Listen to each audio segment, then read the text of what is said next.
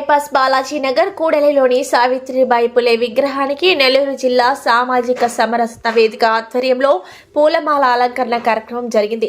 సామాజిక సమరసత వేదిక ప్రాంత మహిళ ప్రముఖ శ్రీమతి కోడూరు జయప్రద మాట్లాడుతూ, ఈ రోజు మహిళలు అన్ని విధాలుగా ముందున్నారంటే దానికి చదువుల తల్లి సావిత్రిబాయి పులే కారణమని, ప్రతి ఒక్కరూ ఆమెను ఆదర్శంగా తీసుకోవాలని, అనేక ఒడిదుడుకులు ఎదురైనా ఆమె సమాజం కోసం, సమాజ అభివృద్ధి కోసం, బడుగు బలహీన వర్గాల అభివృద్ధి కోసం ఆమె చదువుని చెప్పి దేశంలో మొదటి ఉపాధ్యాయునిగా పేరుగాంచినారు అని పేర్కొన్నారు.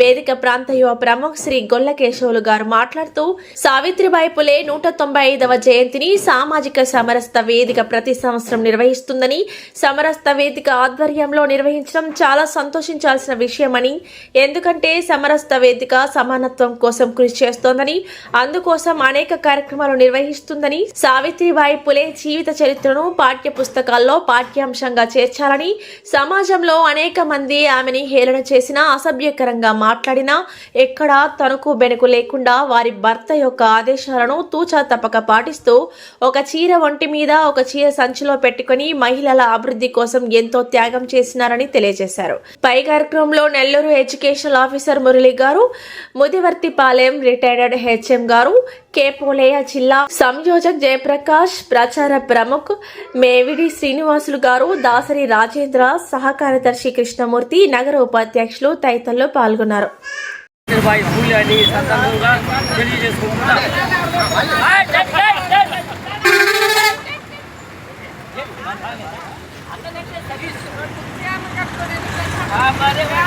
నమస్తే, నా పేరు కోడూరు జయప్రద. సామాజిక సమరసత వేదిక రాష్ట్ర మహిళా ప్రభుత్వం బాధ్యత. మేము గత కొన్ని సంవత్సరాల నుంచి సామాజిక సమరసత పనిలో ఉన్నాము. సమరసత యొక్క ముఖ్య ఉద్దేశము సమాజంలో అసమానతలను తొలగించడం, అంటరాంతరం ఉండకూడదని సమరసత వేదిక అదే ధ్యేయంతో పనిచేస్తుంది. అయితే ఈరోజు మేమందరం కలవడానికి ముఖ్య కారణం సావిత్రిబాయి పూలే జయంతి సందర్భంగా మేమందరం ఇక్కడ కలిసాము. ఆవిడని స్మరించుకోవడము మన యొక్క ధర్మంగా మేము భావిస్తున్నాము. ఎందుకంటే భారతదేశంలో మొట్టమొదటిసారిగా కొన్ని వందల సంవత్సరాల క్రితం ఆవిడ ఒక పూరి పాకలో, అంటే తాటి ఆకులతో పుట్టినటువంటి పూరి పట్టమంటారు, పాకలో ఆమె వివిధ రకాల బాలికలను కూర్చోబెట్టి ఆవిడ చదువు నేర్పించడం జరిగింది, ప్రారంభించారు. అయితే దానికంటే ముందు ఆవిడ పెళ్ళైన తర్వాత జ్యోతిబా పూలేతో పెళ్ళైన తర్వాత ఆవిడ తను పుస్తకం తీసుకొని చదువుతూ ఉన్నప్పుడు ఆవిడ ఆ యొక్క సన్నివేశాన్ని తదేకంగా చూస్తూ ఉండడం జరిగింది. అయితే అది గమనించినటువంటి పూలే గారు ఆవిడకు కూడా ప్రాథమిక విద్యను ఆయనే రాయడము, చదవడము, నేర్పించడం జరిగింది. దానితోటే ఆమె ఆ యొక్క పూరిపాకలో వివిధ రకాల అన్ని కులాలకు చెందిన బాలికలను కూర్చోబెట్టి విద్యను ప్రారంభించారు. అయితే దీనికోసంగా మనము ఆవిడని స్మరించుకోవడం చాలా ఆనందంగా ఉంది. అయితే ప్రతి ఒక్కరూ కూడా ఆవిడ ఇప్పుడు ఆ పని చేశారు కాబట్టి మహిళలు భారతదేశంలో ఈరోజు చదువుకొని అన్ని రంగాల్లో ముందుండడానికి ప్రథములు వారు. అయితే ఆవిడ అంతటితో ఆగలేదు. అలా చాలా సేవా బస్తీల్లో స్కూళ్ళని చాలా కేంద్రాలలో ప్రారంభించారు. పూలే గారు చనిపోయిన తర్వాత ఆ యొక్క స్థానాన్ని ఆవిడ పూరించారు. ఎలా అంటే ఆ యొక్క సిచ్యువేషన్లో, ఆ యొక్క టైంలో ప్లేగ్ వ్యాధి సోకింది మన దేశంలో. ఆ ప్లేగ్ వ్యాధి సోకినప్పుడు తన దత్తపుత్రుడు యశ్వంత్ని ఆమె అక్కడి నుంచి పిలిపించారు. ఎక్కడి నుంచి అంటే మనకి మిలిటరీ నుంచి పిలిపించి ఈ యొక్క ప్లేగ్ వ్యాధి గ్రస్తులకి వాళ్ళందరినీ కూడా వీరు చూడడం జరిగింది. అలానే పూలే గారు చనిపోయిన తర్వాత ఆవిడ ఆ యొక్క స్కూల్స్ని అట్లా వదిలేయలేదు.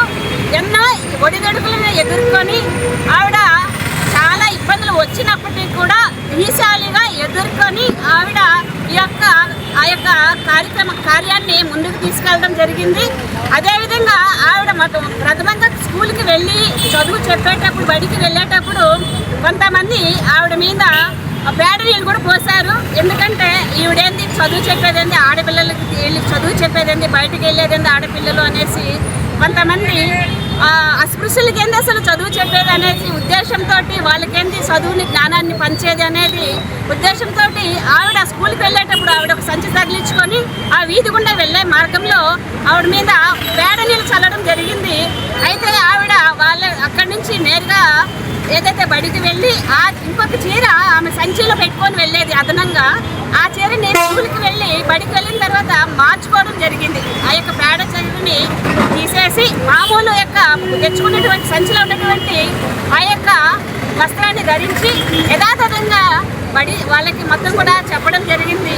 అయితే అలాంటివి ఇవే కాదు, ఒకసారి అలా అలా ఉన్న క్రమంలో ఒకరోజు ఒక పెద్ద ఏమంటారంటే రౌడీ అనొచ్చు, ఒక అతను వచ్చి దారికి అడ్డంగా నిలబడ్డాడు. అప్పుడు ఆమె అతన్ని చూసి బెదిరిపోకుండా చెంప చెలోమనేటట్టు 2 చెంపలకి వాయించి పెట్టి మరీ ముందుకెళ్ళి తన కార్యాన్ని నిర్వర్తించింది. అదేవిధంగా మనం ఈరోజు ఆమెని స్మరించుకోవడం చాలా ఆనందంగా ఉంది. ఈ యొక్క అవకాశాన్ని మాకు ఇచ్చినందుకు అందరికీ ధన్యవాదాలు తెలియజేసుకుంటున్నాం. బాధ్యత ఉంది, జిల్లా జనరల్ సెక్రటరీగా బాధ్యత ఉంది. ఈరోజు మన చదువుల తల్లి సావిత్రిబాయి పూలే 195వ జయంతిని సామాజిక సమరసత వేదిక నెల్లూరు జిల్లా శాఖ ద్వారా జరుపుకోవడం చాలా ఆనందదాయకం. ఆ రోజు సమాజంలోని స్త్రీలకు అనేక వివక్షలు జరుగుతున్నాయి. ఆ క్రమంలో మన సావిత్రిబాయి పూలే అనేక రకాలైనటువంటి సేవా కార్యక్రమాలను స్థాపించి చదువుల ద్వారా సత్యశోధక సమాజం స్థాపించి దాని ద్వారా స్త్రీలకు వాళ్ళ బడుగు బలహీన వర్గాల వారికి చదువులు చెప్పించి వాళ్ళని ముందుకోవడానికి తత్పథకంగా మన దేశ చరిత్రలోనే ప్రథమ మహిళా టీచర్గా ఈమెని పేర్కొంటారు. అందువల్ల ఈరోజు నెల్లూరు సామాజిక సమరసత వేదిక ఈ కార్యక్రమం చేసిన దానికి పత్రికా విలేకరులకు ధన్యవాదాలు తెలియజేస్తాను. ఈ వీడియో కనుక మీకు నచ్చినట్లయితే లైక్ చేసి షేర్ చేయండి. మరిన్ని లేటెస్ట్ అప్డేట్స్ కోసం మా ఛానల్ ని సబ్స్క్రైబ్ చేయండి.